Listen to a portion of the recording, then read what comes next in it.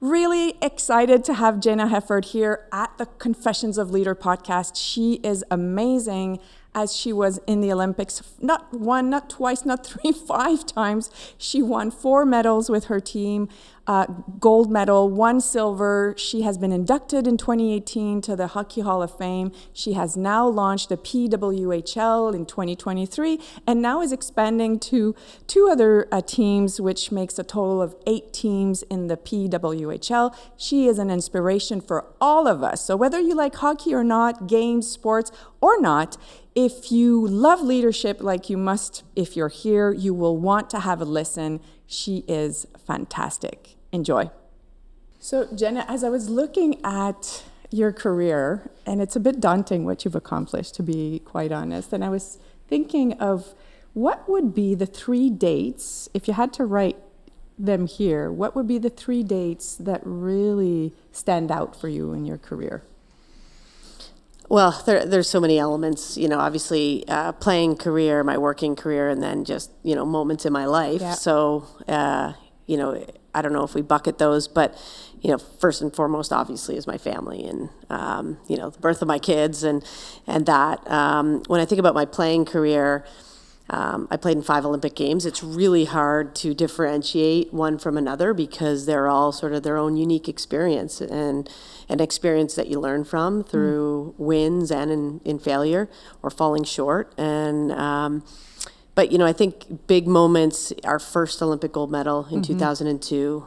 Where you, and I'm sorry, I'm stopping you, but where you really brought the win with your goal. How many seconds prior to the end of the game? Well, it was 1 second left in the second period, which put us up 3-1. Yeah. It ended up being the winning goal. But quite honestly, I tell people this all the time when we talk to kids, it's really, when you look back on your career, those aren't the things you really remember. What you remember is the people you're with and the feelings you had and all of those sort of other pieces of it. And I don't look back on that game solely around the goal. And I don't think people look back on games and say, well, I only got 2 shifts. When we look back on it, we think about being on the blue line with our teammates and the feeling we had when the Canadian flag was raised to the rafters. And so that was just a moment, we lost in 98. So it felt like a moment of redemption. It felt like a moment that we had waited so long to earn based on the success and the tradition of the program. So that was a big one. And then, of course, Vancouver in 2010, the first time, I had a chance to compete in Canada, and we were able to represent Canada in our own country. That was a big one. And then for me, the other playing one would be my last one in Sochi and winning in overtime in that game. And then you go off the ice, and Hall of Fame induction was an incredible honor that I got to, in 2018, that I was able to share that with friends and family. And that really is the best part of it, is it allows you to reflect back on your path and your journey, because it's not about one game or one championship or one team. It's about how you got to where you got to.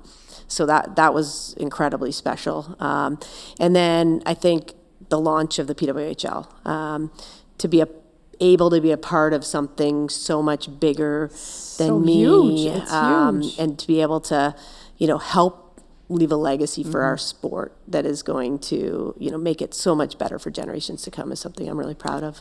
And you said somewhere that you never thought it was impossible for you to play hockey when you were young. Like, the no wasn't even an option for you. You always thought it was possible.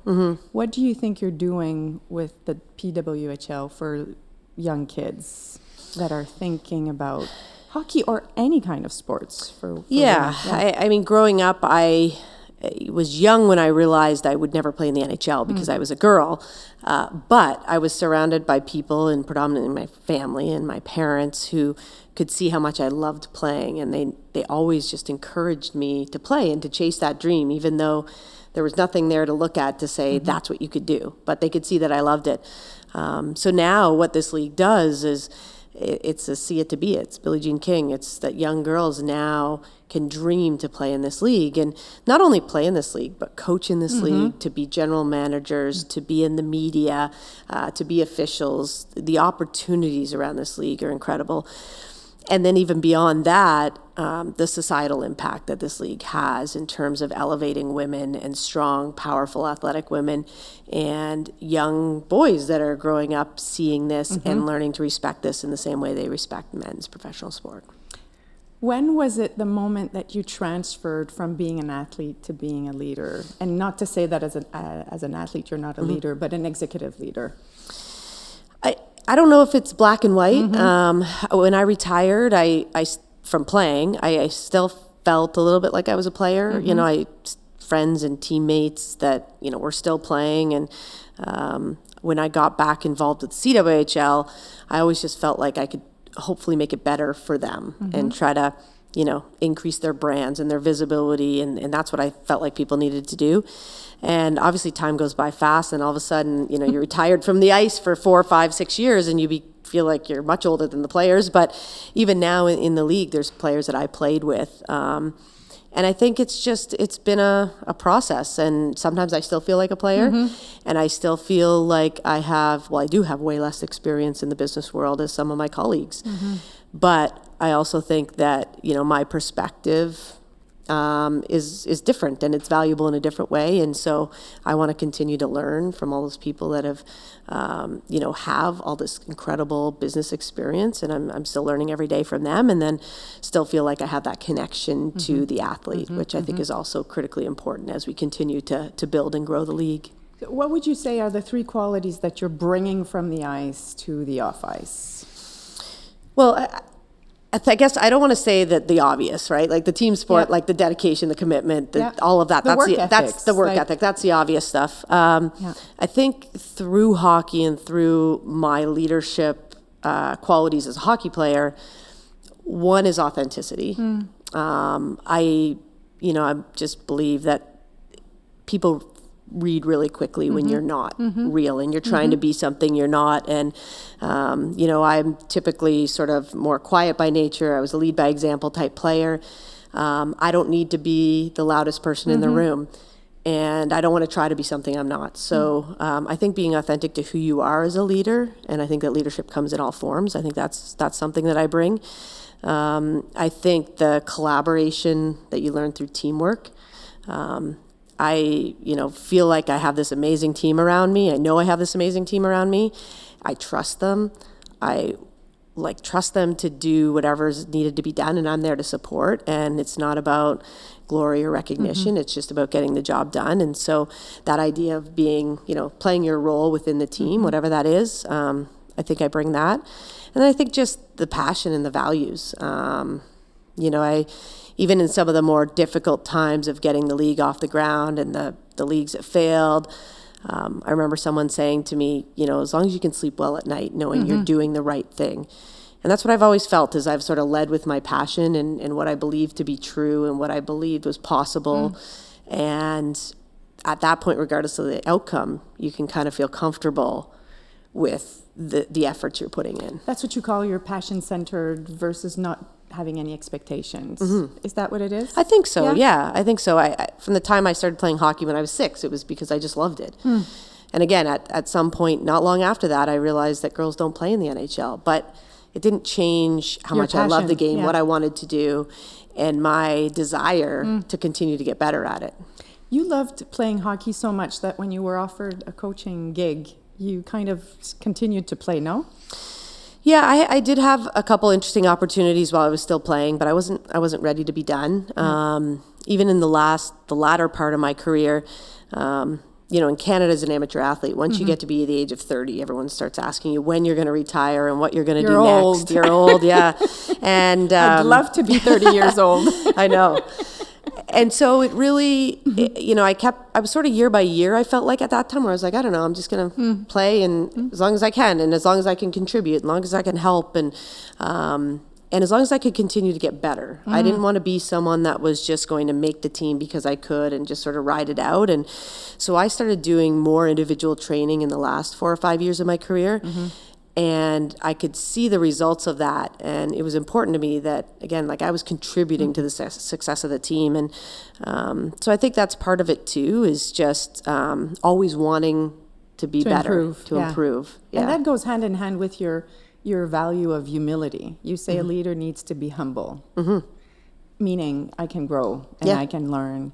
What has humbled you in starting PWHL? I'm assuming there's a lot of situations that it's a complex adventure.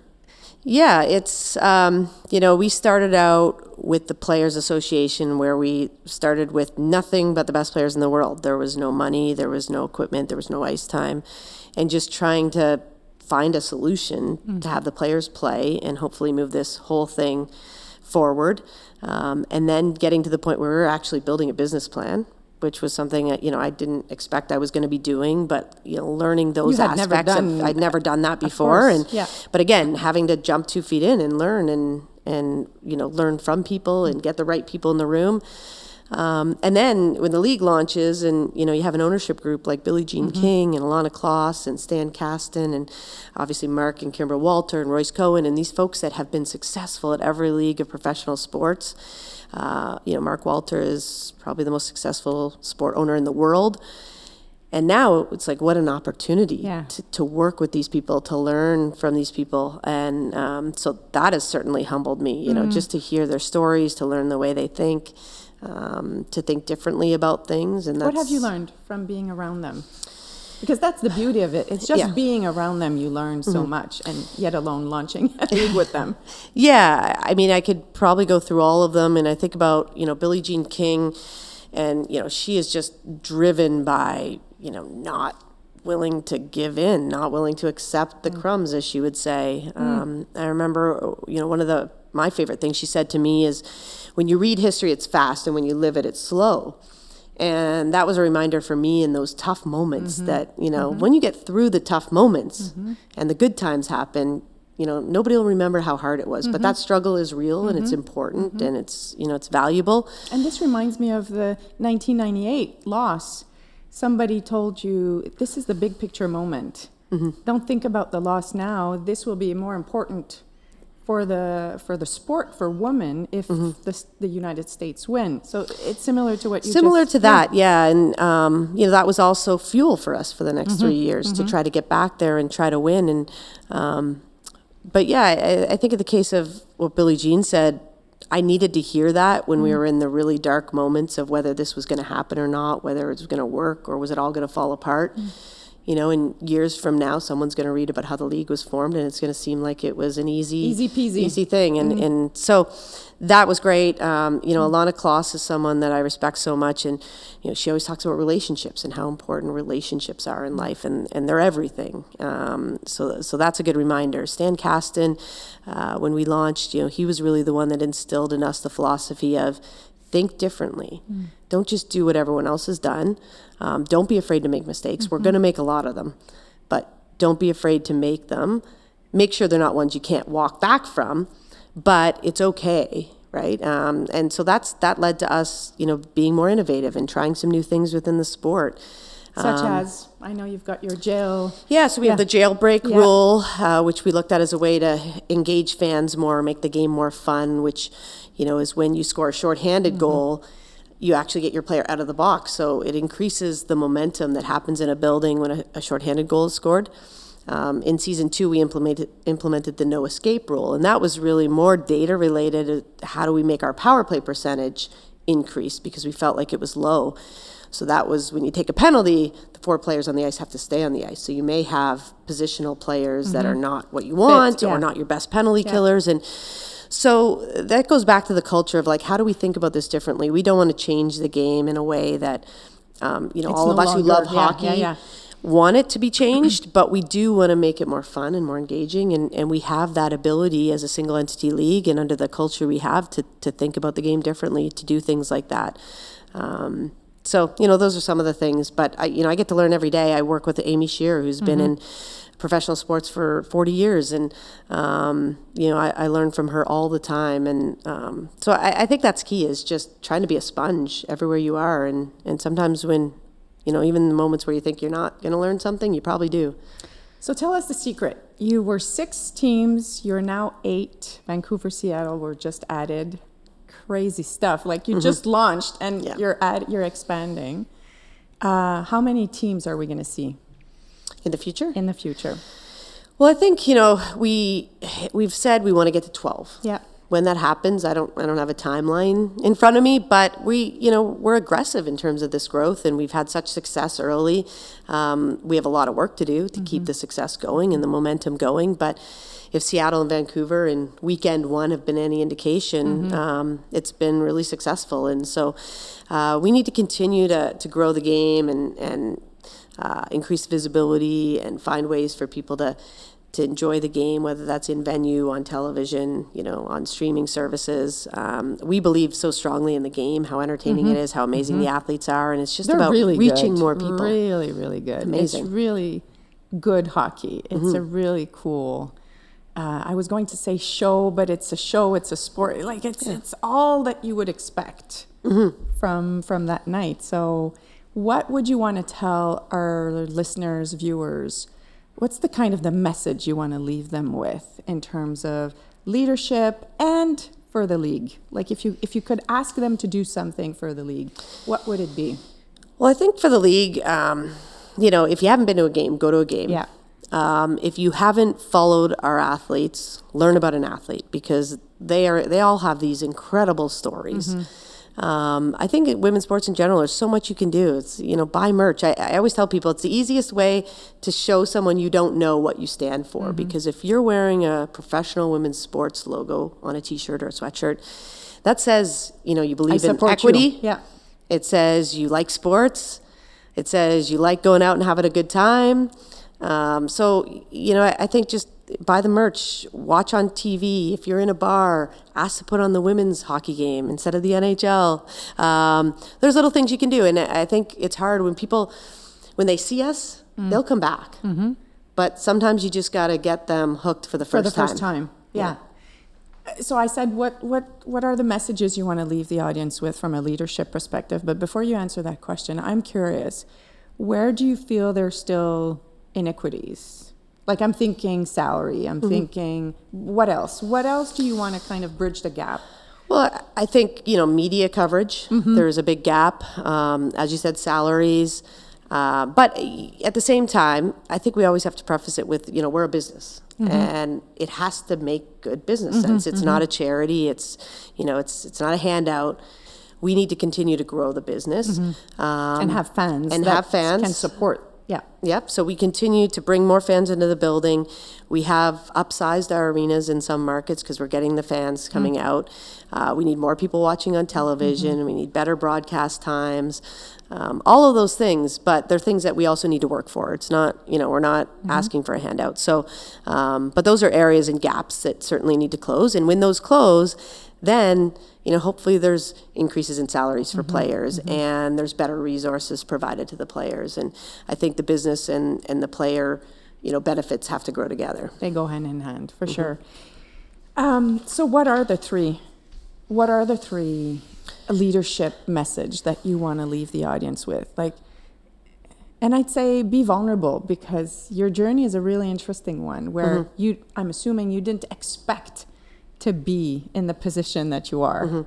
Well, this didn't even exist. I couldn't have dreamed of something like this. I think always going back to authenticity. I think leadership comes in so many different forms, and there's no one way to be a leader. So that's one. I think, surrounding yourself with good people and trusting them, right? There's no sense having a team if you're not going to trust them and allow them to do their job. So I think that's important. That goes along with collaboration. And the other thing I think is, being confident in making decisions. And leadership can be hard. It can be lonely at times. And I think, I think of the saying that, heavy is the head that wears the crown. And when you're in a leadership position, you have to make difficult decisions all the time. And having the confidence to do that. And, for me, it's around coming back to my values and making sure I'm making decisions based on those. Where you can say, I've done everything, I can go to bed and sleep well. Yeah.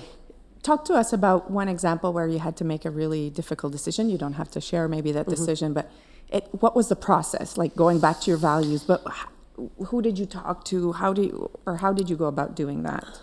Well, I might twist it a little bit because it wasn't necessarily my decision, but when I was the interim commissioner of the CWHL, I was asked to come in and take on that role. And very quickly after I took on that role, you know, as I sort of uncovered and dug a little bit into the business of the league, there became a realization that that league could not continue on for a variety of reasons, but the business structure didn't allow for the growth that would need to happen. And so the board actually had to make the decision to shut it down. But myself as the interim commissioner had to own that and share that message. So that was, you know, for sure the most difficult time in my career, playing or post-playing, to be honest. And so delivering that message to players who were my teammates, my friends, that I knew, you know, devastated them. And even though it wasn't my decision to make, certainly it was reflected on me as the leader. Of course. And those were the times when, you know, talking to a couple friends and people that were great sources of support for me, and that's where it came back to, well, can you sleep at night? Like, do you know this is the right thing? I always believed that something better would come of it, you know, and when real change occurs, often it's like something, you have to hit rock bottom or the valley or, you know, however we want to say it before things start getting better. And so I did believe that was the point where we were at.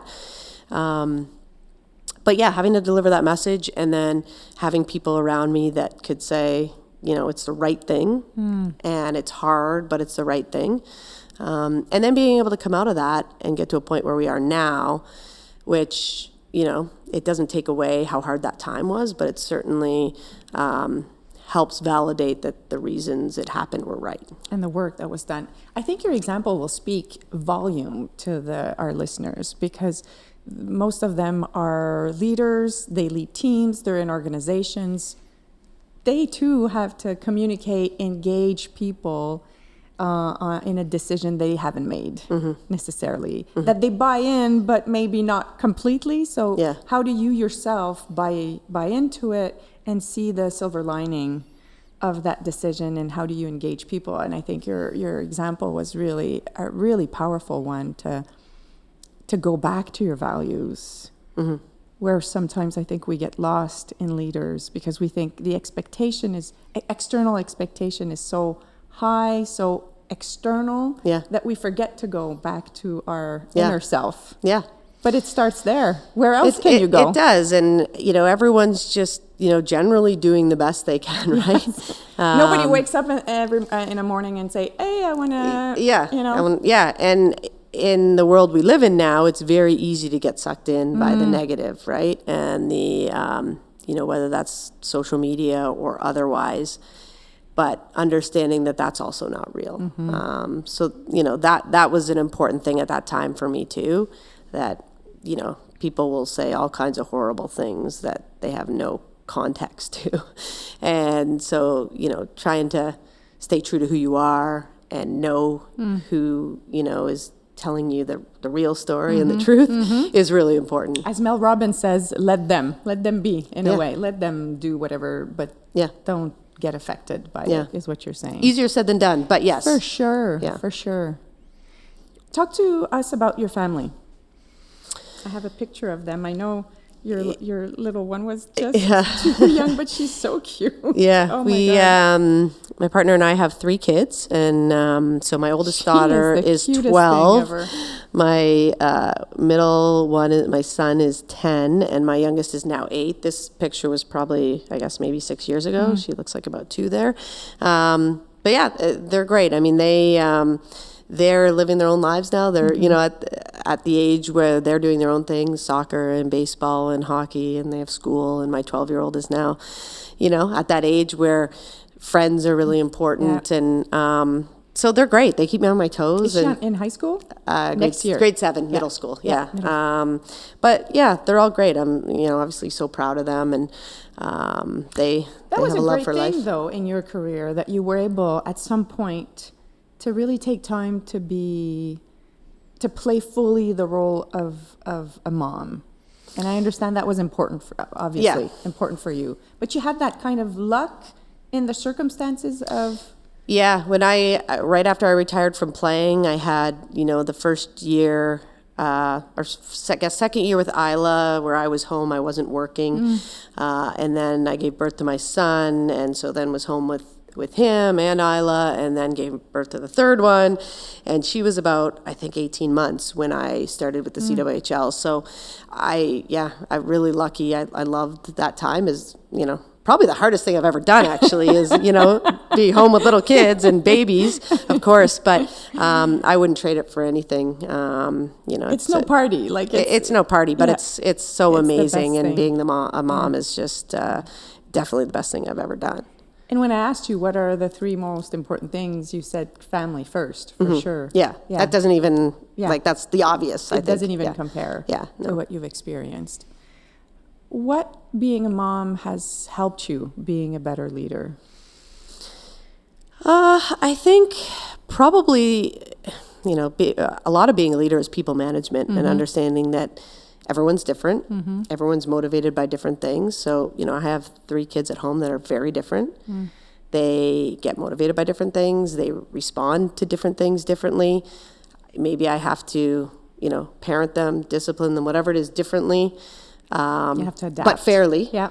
And so I think that's part of leadership, right? That, there's a lot of people in an organization and they all respond to things differently. And the way you engage with different people is important in trying to read, what people need to be their best, or to feel good, or to feel supported, whatever the mission is. You have to be able to do that. And I think parenting certainly is that. There's patience that comes with parenting.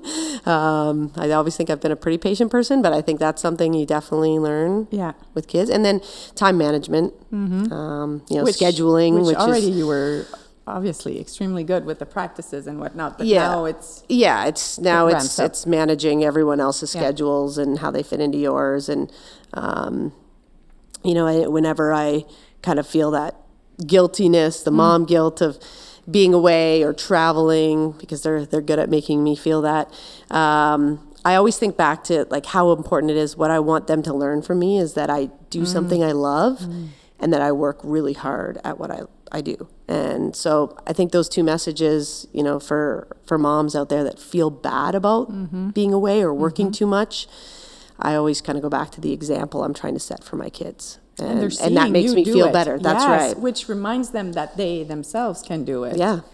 This podcast is called Confessions of Leaders. What's a confession you want to leave us with that you've never said publicly? Gosh. I don't know. I think that was probably more the confession of the leader that we just talked about, the mom guilt and the how I manage that. And because it's hard when you're walking at the door and I don't want you to leave. Don't leave. It's terrible.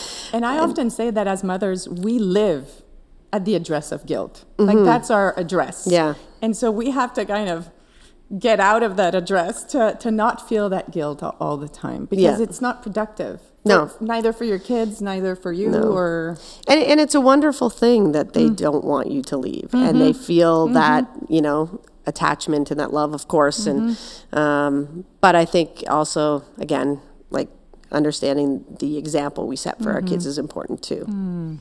Thank you so much for this time together. Yeah, thanks for having me. I hope we can do this again. Yeah. Thank you, Jayna. Thank you. Thank you.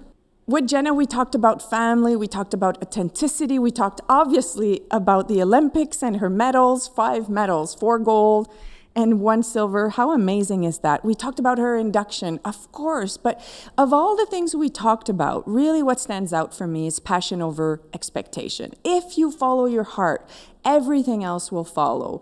Your work ethics, the values that help you guide the hard decisions that you have to make. Therefore, you become the best version of yourself because you're open to learning, to becoming better and better. And isn't it the first thing that we need to do as leaders, become the best version of ourselves so that we can support others do the exact same thing? If you agree with me, do a thumbs up in the comments and please follow us on the YouTube page.